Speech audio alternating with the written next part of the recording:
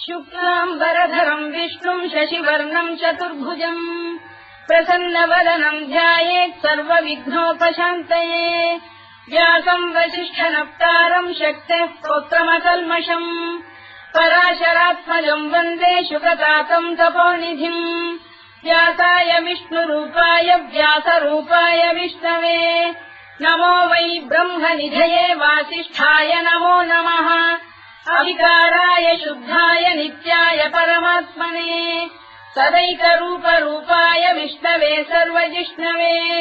यस्य स्मरणमात्रेण जन्म संसारबन्धनात् विमुच्यते नमस्तस्मै विष्णवे प्रभविष्णवे ॐ नमो विष्णवे प्रभविष्णवे श्रीवैशम्पायन उवाच श्रुत्वा धर्मानशेषेण पावनानि च सर्वशः युधिष्ठिरः शान्तनवम् पुनरेवाभ्यभाषत युधिष्ठिर उवाच किमेकम् दैवतम् लोके किम् वाप्येकम् परायणम् स्तुवन्तः कङ्कमर्चन्तः प्राप्नुयुर्माणवा शुभम् को धर्मः सर्वधर्माणाम् भवतः परमो मतः किम् जपन्मुच्यते जन्तुर्जन्म संसारबन्धनात् श्रीभीष्म उवाच जगत्प्रभुम् देवदेवमनन्तम् पुरुषोत्तमम् स्तुवन्नाम सहस्रेण पुरुषस्तततोत्थितः तमेव चार्चयन् नित्यम् भक्त्या पुरुषमव्ययम् ध्यायम् स्तुवन् नमस्यम् च यजमानस्तमेव च अनादिनिधनम् विष्णुम् सर्वलोकमहेश्वरम् लोकाध्यक्षम् स्तुवन् नित्यम् सर्वदुःखातिगो भवेत् ब्रह्मण्यम् सर्वधर्मज्ञम् लोकानाम् कीर्तिवर्धनम् लोकनाथम् महद्भूतम् सर्वभूतभवोद्भवम् एष मे सर्वधर्माणाम् धर्मोऽधिकतमो मतः यद्भक्त्या पुण्डरीकाक्षम् स्तवैरच्चेन्नरः सदा परमम् यो महत्तेजः परमम् यो महत्तपः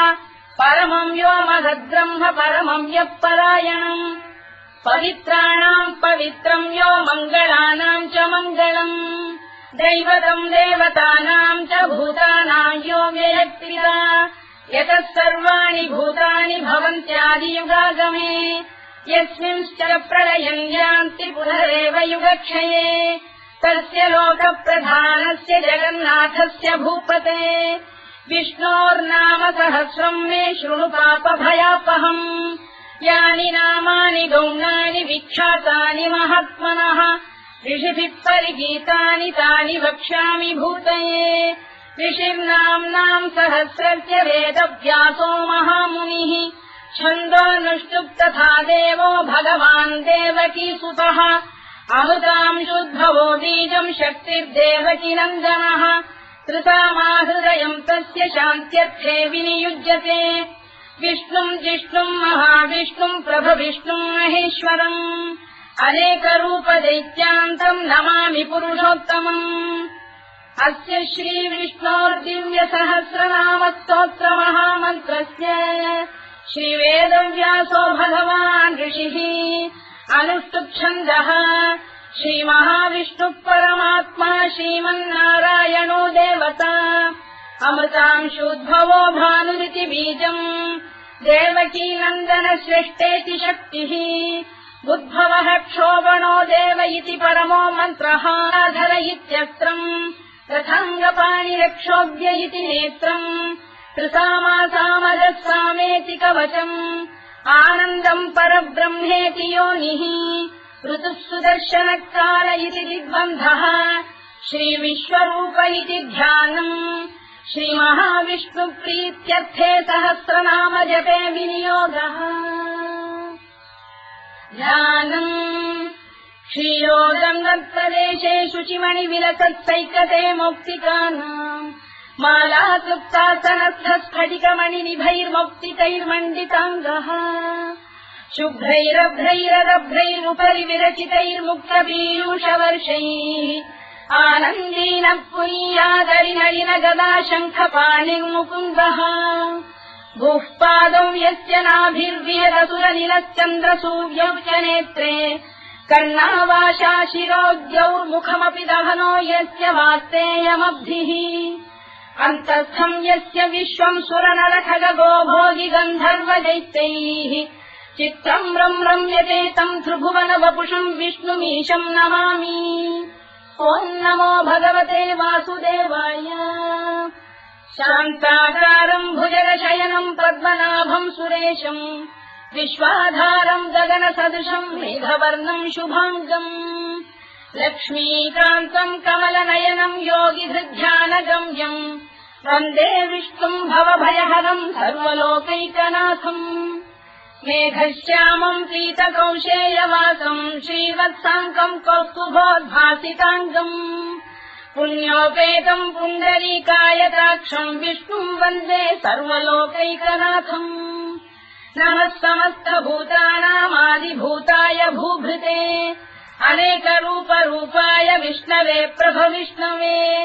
सशङ्खचक्रम् सकिरीटकुण्डलम् सपीतवस्त्रम् सरसीरुहेक्षणम् सहारवक्षस्थलशोभिकौस्तुभम् नमामि विष्णुम् शिरसा चतुर्भुजम्। छायायाम् पारिजातस्य हेमसिंहासनोपरि आसीनमम्बुदश्याममायताक्षमलङ्कृतम् चन्द्राननम् चतुर्बाहुम् श्रीवत्साङ्कितवक्षसम् रुक्मिणी सत्यभामाभ्याम् सहितम् कृष्णमाश्रये।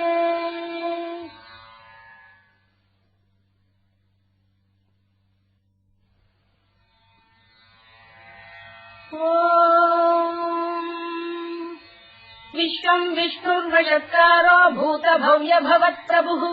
भूतभृद्भावो भूतात्मा भूतभावनः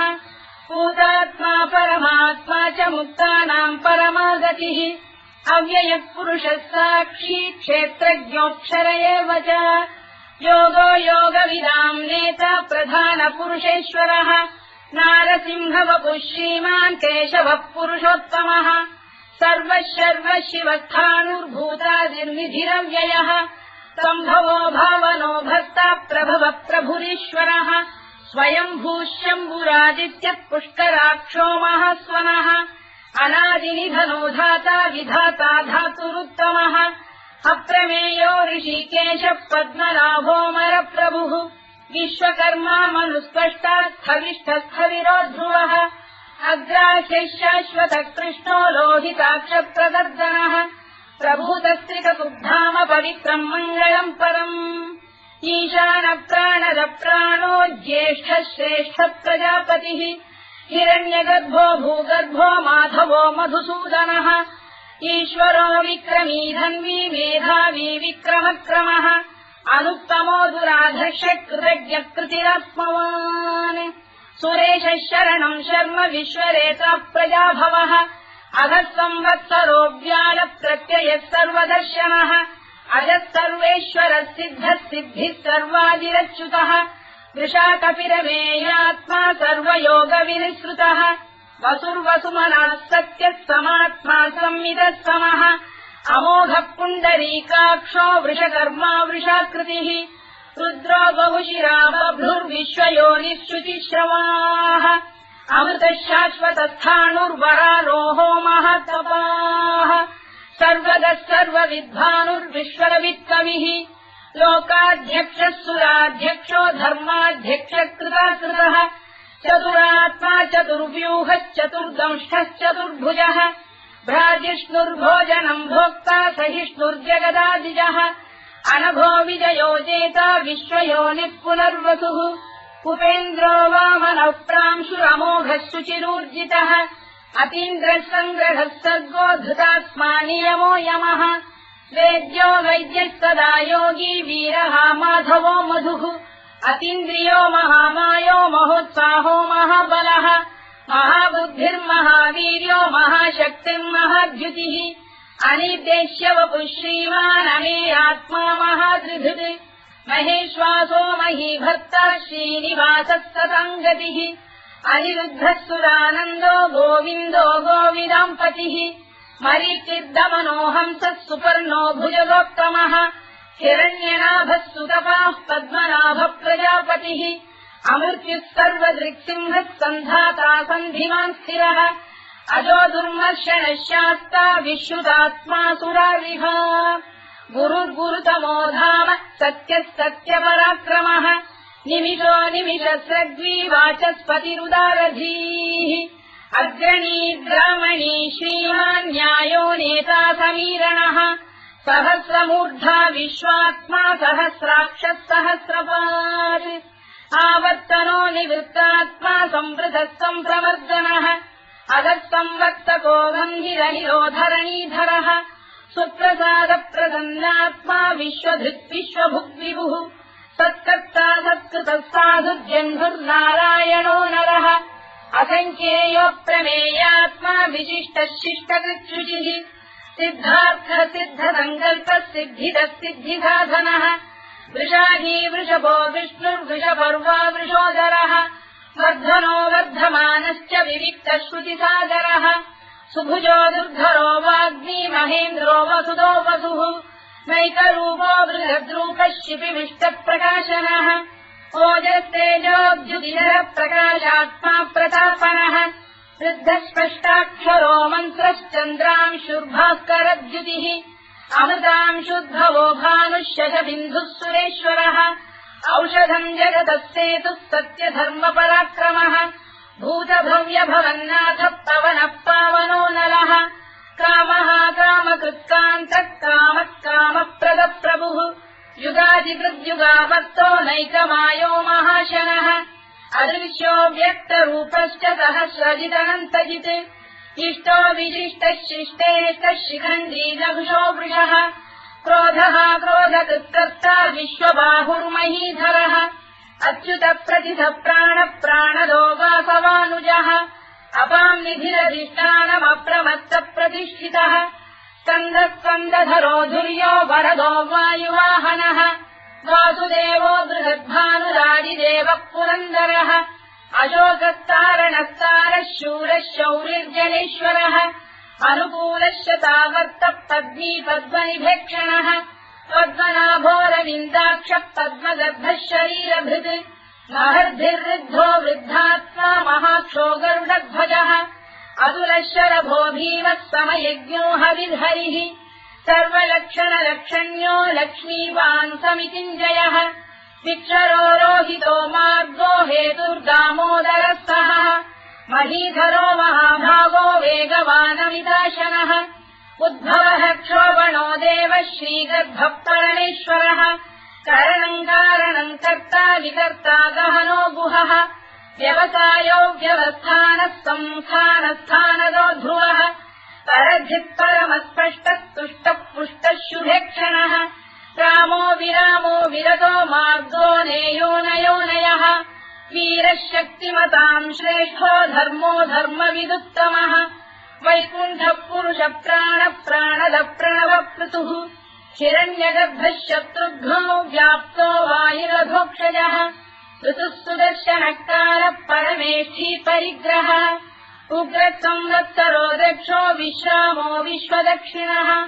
विस्तारस्थावरस्थाणुः प्रमाणम् बीजमव्ययम् अर्थोऽनर्थो महाकोशो महाभोगो महाधनः अनिर्विण्णस्थविष्ठो भूर्धर्मयूपो महामखः नक्षत्रनेमिर्नक्षत्री क्षमः क्षामः समीहनः यज्ञयुज्यो महेज्यश्च क्रतुः सत्रम् सदाङ्गतिः सर्वदर्शी विमुक्तात्मा सर्वज्ञोद्यानमुत्तमम् सुव्रतः सुमुखः सूक्ष्मः सुघोषः सुखरः सुहृत् मनोहरोजितक्रोधो वीरबाहुर्विदारणः स्वापनः स्ववशो व्यापी नैकात्मानैककर्मकृत् वत्सरो वत्सलो वत्सी रत्नगर्भोधनेश्वरः धर्मकुद्धर्मकृद्धर्मी सदसक्षरमक्षरम् अविज्ञाता सहस्रांशुर्विधाता कृतलक्षणः गभस्तिरे विस्तप्तस्तः सिंहो भूतमहेश्वरः आदिदेवो महादेवो देवेशो देवभृद्गुरुः उत्तरो गोपतिर्गोप्ता ज्ञानः सोमपो मृतपः सोमः पुरुजिः पुरुषत्तमः विनयो जयः सत्यसन्धो दाशार्हः सात्वताम् पतिः जीवो विनयिता साक्षी मुकुन्दोमितविक्रमः अम्भोनिधिरनन्तात्मा महोदधिशयोऽन्तकः अजो महार्घः स्वाभाव्यो जिता मित्रप्रमोदनः आनन्दो नन्दनो नन्दः सत्यधर्मा त्रिविक्रमः महर्षि कपिलाचार्य कृतज्ञो मेदिनीपतिः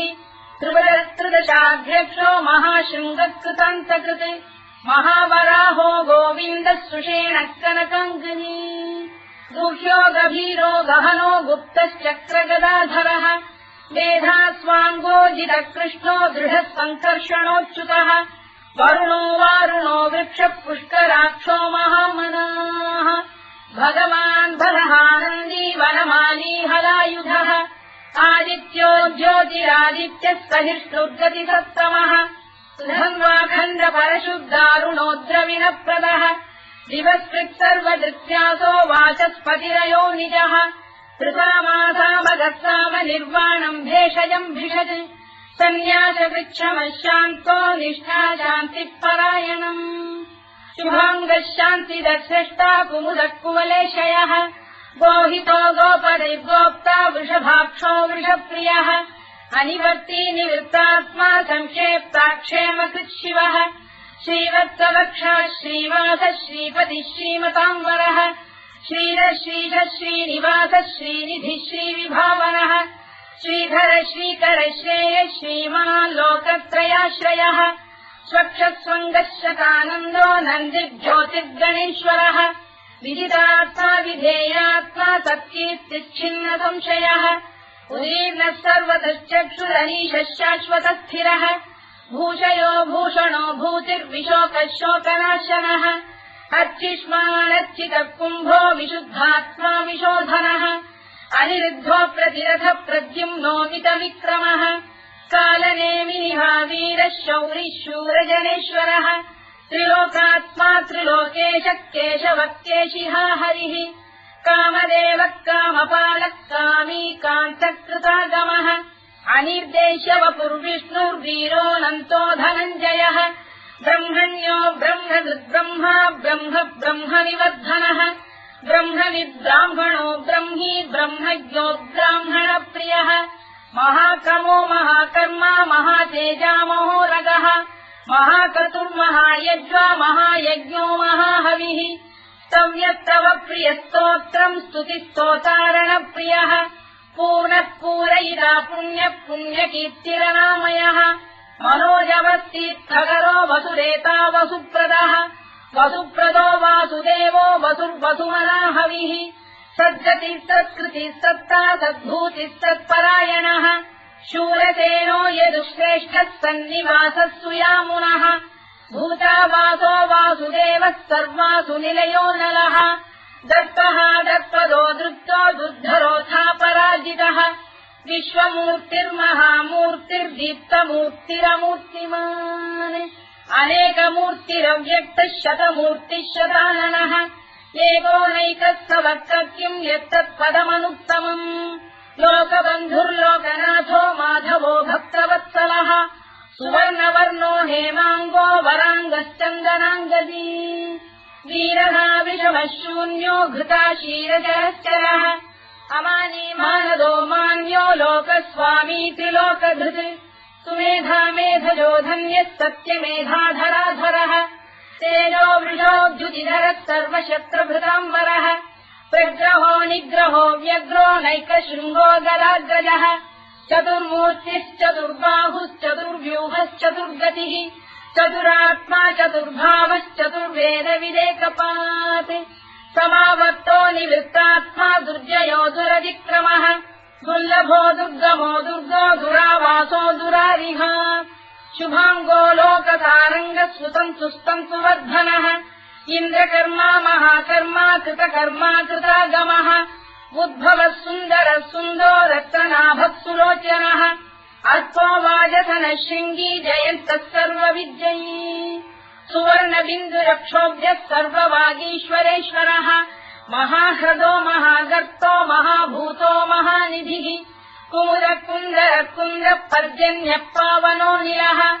अमृताशोऽमृतवपुः सर्वज्ञः सर्वतोमुखः सुलभः सुव्रतः सिद्धः शत्रुजिच्छत्रुतापनः न्यग्रोधोदुम्बरोश्चक्षाणूरान्ध्रैषूदनः सहस्रार्चिः सप्तजिह्वः सप्तैधा सप्तवाहनः अमूर्तिरनघोचिन्त्यो भयगृद्भयनाशनः अणुबृहत्कृशस्थूलो गुणभृन्निर्गुणो महान् अधृतस्वधृतस्वास्य प्राग्वंशो वंशवर्धनः भारभृत्कथितो योगी योगीशः सर्वकामदः आश्रमश्रवणः क्षामः सुपर्णो वायुवाहनः धनुर्धरो धनुर्वेदो दण्डो दमयिता दमः अपराजितः सर्वसहो नियन्ता नियमो यमः सत्त्ववान् सात्विकः सत्यः सत्यधर्मपरायणः अभिप्रायप्रियार्होः प्रियकृत्प्रीतिवर्धनः विधायतगतिर्ज्योतिः सुरुचित्कुतभुक्विभुः रविर्विरोचनः सूर्यः कवितारनिलोचनः अनन्तो हुतबुद्भोक्ता सुखदो नैकजोऽग्रजः अनिर्विण्णः सदामर्षी लोकाधिष्ठानमद्भुतः सनातनतमः कपिलः कपिरव्ययः स्वस्तिदः स्वस्तिकृत् स्वस्ति स्वस्तिभुक् स्वस्ति दक्षिणः अरोग्रः कुण्डलीचक्री विक्रम्यूर्जितशासनः शब्दातिकः शब्दसः शिशिरः शर्वरीकरः अक्रूरप्रेषलो दक्षो दक्षिणः क्षमिणाम्बरः विद्वत्तमो वीतभयः पुण्यश्रवणकीर्तनः उत्तारणो दुष्कृतिः पुण्यो दुःस्वप्ननाशनः वीरः रक्षणः सन्तो जीवनः पर्यवस्थितः अनन्तरूपोऽनन्तश्रीर्जितमन्युर्भयापहः चतुरश्रो गभीरात्मा विदिशो व्यादिशो दिशः अनाधिर्भूर्भुवो लक्ष्मी सुवीरो रुचिराङ्गदः जननो जनजन्मादिर्भीमो भीमपराक्रमः आधारनिलयो धाता पुष्पहासप्रजागरः ऊर्ध्वरः सत्त्वथाचार प्राणः प्रणवप्रणः प्रमाणम् प्राणनिलय प्राणभृत्प्राणजीवनः तत्त्वम् तत्त्वविदेकात्मा जन्ममृत्युजरातिगः भूर्भुवः स्वस्तरुस्तारः सविता प्रपितामहः यज्ञो यज्ञपतिर्यज्वा यज्ञाङ्गो यज्ञवाहनः यज्ञभृद्यज्ञकृद्यज्ञी यज्ञभुक्यज्ञसाधनः यज्ञान्तकृद्यज्ञगुह्यमन्नमन्नाद एव च आत्मयोनिः स्वयम् जातो वैखानः सामगायनः देवकीनन्दनः स्रष्टा क्षितीशः पापनाशनः शङ्खबृन्नन्दकी चक्रीशाङ्गधन्वा गदाधरः तथाङ्गपाणिरक्षोभ्यः सर्वप्रहरणायुधः सर्वप्रहरणायुध ओम् नम इति परमाली गरीशाङ्गी शङ्खी चक्री च नन्दकी श्रीमान्नारायणो विष्णुर्वासुदेवोऽभिरक्षतु वनमाली गरीशाङ्गी शङ्खी चक्री च नन्दकी श्रीमान्नारायणो विष्णुर्वासुदेवोऽभिरक्षतु वनमाली गरीशाङ्गी शङ्खी चक्री च नन्दकी श्रीमान्नारायणो विष्णुर्वासुदेवोऽभिरक्षतु इतीदम् कीर्तनीयस्य केशवस्य महात्मनः नाम्नाम् सहस्रम् दिव्यानामशेषेण प्रकीर्तितम् य इदम् शृणुयाम् नित्यम् यश्चापि परिकीर्तयेत् नाशुभम् प्राप्नुयात् किञ्चित् सोमुत्रेह च मानवः वेदान्तको ब्राह्मणस्य क्षत्रियो विजयी भवेत् वैश्यो धनसमृद्धस्य क्षुद्रः सुखमवाप्नुयात् धर्मार्थी प्राप्नुयात् धर्ममर्थार्थी चार्थमाप्नुयात् कामानवाप्नुयात् कामी प्रजार्थी चाप्नुयात् प्रजाम् भक्तिमान् यः सदोत्थाय शुचिस्तद्धतमानसः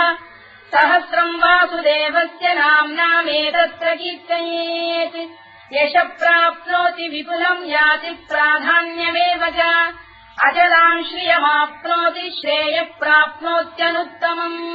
न भयम् क्वचिदाप्नोति वीर्यम् तेजश्च विन्दति भवत्य रोगोद्युतिमान् बलरूपगुणान्वितः